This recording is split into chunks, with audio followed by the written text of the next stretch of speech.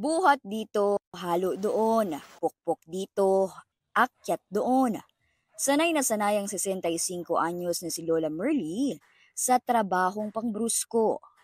High school pa lang daw si Lola, nagtatrabaho na siya sa construction. Nagustuhan niya raw ang ginagawa dahil arawan ng sahod. Hindi tulad ng 2 beses kada buwan sa iba. Bali ako na nagpaaral sa sarili ko. Bawa, sa umaga ang pasok ko, sa hapon, tatrabaho ako hanggang kinabukasan na yon. Papasok naman uli ako, ganun. Yung kita ko, yun, ginagastos ko sa sarili ko. Kasi kung baga sa parang madali bang pera? 40 taon na niyang trabaho ang pagiging construction worker. Aminadong may nararamdaman na siyang ngalay at sakit ng katawan.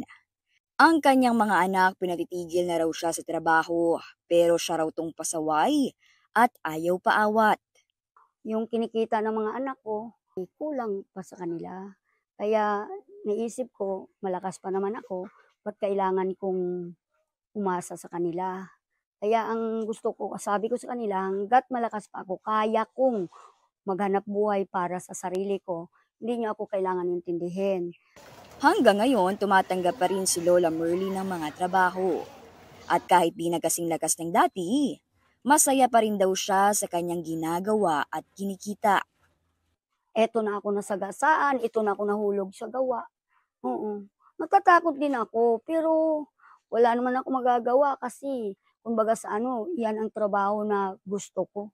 Yun talaga nakahiligan ko.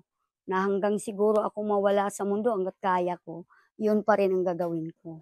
Pero nitong Agosto, inatake sa puso at nasawi ang kanyang mister. Kaya si Lola Merly humihingi ng tulong para makabayad sa utang sa punerarya. Wala pa kaming pera, wala pa akong project na nagawa.